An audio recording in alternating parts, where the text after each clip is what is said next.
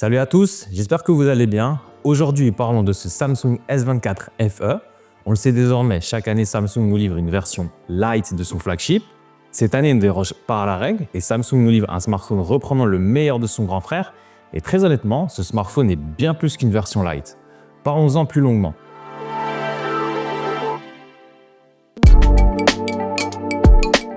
Commençons bien évidemment par le design. Samsung reprend quasiment le même design que le S24 Plus et c'est un design que j'aime beaucoup. La différence se fait au niveau de l'écran avec des bordures un peu plus grosses sur le S24 FE, mais honnêtement la différence est très minime. Écran qui, comme sur le S24 Plus, est de 6,7 pouces, donc super agréable pour regarder son contenu. Ce design fait très premium en main. Les tranches plates avec les bords arrondis commencent à devenir la norme sur tous les smartphones et je dois dire que j'apprécie vraiment ce design parce que ça confère une bonne prise en main et surtout en termes de design, je trouve ça beaucoup plus moderne. Le dos est en vert, j'ai reçu ici la version bleue qui honnêtement est assez belle.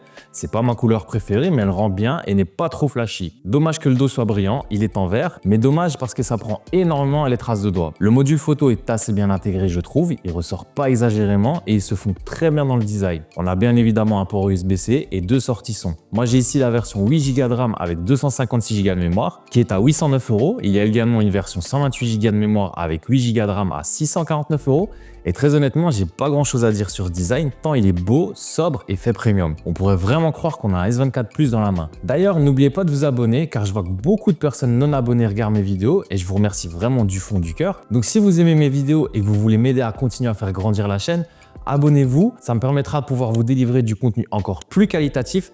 Donc n'oubliez pas d'aller appuyer sur le bouton s'abonner juste ici pour me donner de la force. Je vous remercie encore tous. Continuons sur la partie écran. La partie écran me bluffe toujours chez Samsung tant ils sont excellents dans ce domaine et encore une fois ce S24 FE ne déroge pas à la règle. Bien sûr au vu du prix qui est de 649 € au moment où cette vidéo sort, on a quelques concessions qui ont été faites. Nous passons donc sur une dalle dynamique OLED avec un rafraîchissement de 60 Hz ou 120 Hz.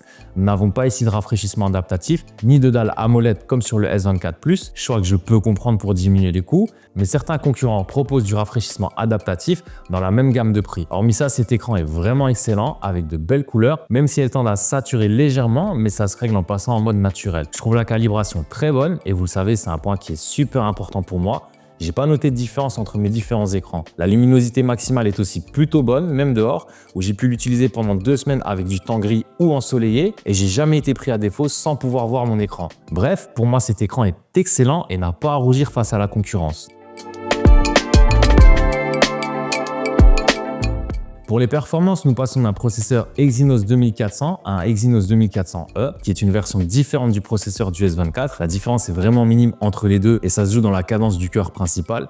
Mais très honnêtement, c'est tellement minime que ça se ressent pas. Pour tout ce qui est jeu, vous le savez, c'est pas du tout ma tasse de thé et je ne veux pas vous dire que je joue à tel jeu ou tel jeu alors que je ne joue absolument pas sur smartphone. Avec sa puissance, je pense qu'il pourra faire tourner la plupart des jeux avec fluidité sans pour autant pousser tout au max. Après, je vais pas trop m'avancer et je vais vous donner mon avis sur ce que je fais réellement avec mon smartphone. Vous le savez, pour moi, c'est énormément de retouches photo et Lightroom tourne sans aucun souci, c'est très agréable pour travailler. J'ai remarqué tout de même de la chauffe assez rapidement quand je pousse la retouche assez fortement. C'est pas dramatique, mais on la ressent quand même et ça fait baisser les performances. Ça m'est pas souvent arrivé, mais ça peut arriver. Du côté des performances pures, il fera donc tout tourner sans trop de soucis, mais attention à certaines fois la chauffe qui pourra brider un peu le smartphone. Il y a bien évidemment l'IA qui est présente dans ce S24 FE. IA que je ne présente plus, mais on retrouve toutes les IA principales comme Circle to Search ou encore la génération de contenu.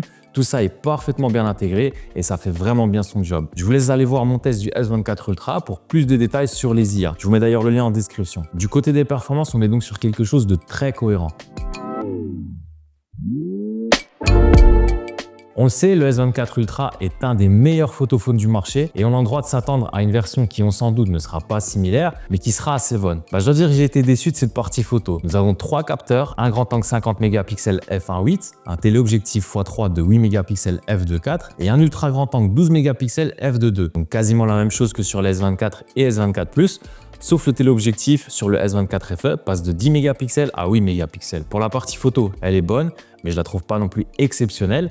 Le capteur grand angle est plutôt bon, mais les deux autres sont un peu à la traîne, je trouve. Et d'ailleurs, je suis désolé, j'ai eu un souci et j'ai perdu toutes les photos et vidéos que j'ai prises avec ce S24 FE. Merci encore une fois à mon SSD qui m'a lâché. Donc malheureusement, je sais pas vous montrer les résultats, je suis vraiment désolé pour ça. Je disais donc que le capteur grand angle est bon dans l'ensemble. Il livre de beaux clichés plutôt détaillés avec un bon piqué. Les couleurs sont plutôt bonnes, même si un poil saturé, je trouve. De nuit, les clichés sont plutôt bons. Par contre, pour l'ultra grand angle et le téléobjectif, je trouve les résultats un peu moins détaillés et surtout, je trouve les résultats un peu plus laiteux. On dirait qu'il y a un traitement qui lisse un peu les photos. C'est pas moche, mais je suis assez chiant sur ça et je trouve que ça manque donc de piqué. Le rendu reste beau et utilisable, mais dans un cadre plus professionnel, ça ne passera pas. De nuit, l'ultra grand angle s'en sort plutôt bien, étonnamment. Il livre des photos assez belles.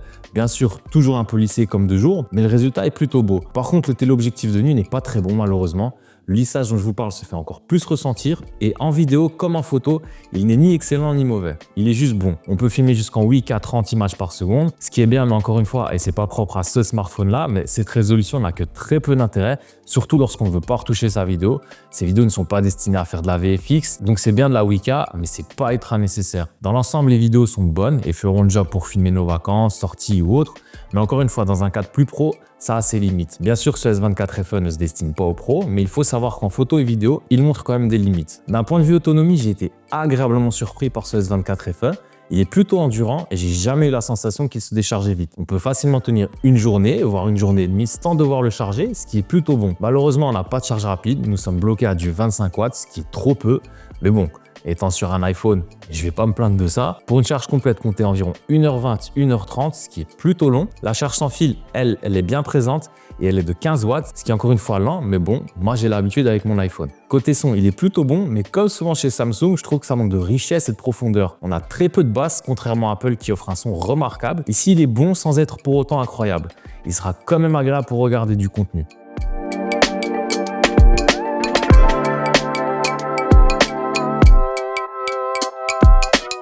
Alors venons-en à la conclusion, ce S24 FE est un très bon smartphone avec quelques défauts notamment en photo où je trouve qu'il pêche énormément face à la concurrence. Il est bon mais pas excellent en photo et vidéo. Son design est très soigné et superbe, j'aime beaucoup même avec cette couleur bleue. Il fait très premium en main, ce qui est un excellent point. Les performances aussi, elles sont très bonnes et j'ai pas eu de bug ou de soucis particuliers, si ce n'est qu'il peut chauffer si on l'utilise intensivement avec Lightroom par exemple, ce qui va forcément brider un peu ses performances. L'autonomie par contre elle est très bonne et m'a surpris dans le bon sens du terme. Il est plutôt endurant, ce qui devient rare de nos jours avec nos smartphones. On peut tenir une journée et demie en usage normal sans aucun souci. Son écran est lui excellent, comme très souvent d'ailleurs chez Samsung. La dalle est très belle et très bien calibrée. Je trouve juste que sa sortie est un peu tardive. Je comprends pas le positionnement de cette sortie qui se fait très peu de temps avant l'annonce et la sortie du S25. Il est de plus face à un concurrent qui a des atouts en photo et vidéo, à savoir le Xiaomi 14T Pro. Je trouve que ce smartphone est donc mal positionné en termes de calendrier, parce que nous sommes dans un entre-deux, et je ne sais pas si les gens ne préféreront pas attendre la venue du S25. Après, au niveau du prix, la version 128 Go est actuellement à 649 €, ce qui en fait un très bon choix dans cette gamme de prix. Donc voilà, c'était mon retour sur ce S24 FE. Comme toujours, n'oubliez pas de vous abonner pour me soutenir, me donner de la force et m'aider à faire grandir la chaîne et donc pouvoir vous proposer du contenu toujours plus qualitatif. Je vous dis encore merci à tous et à la prochaine.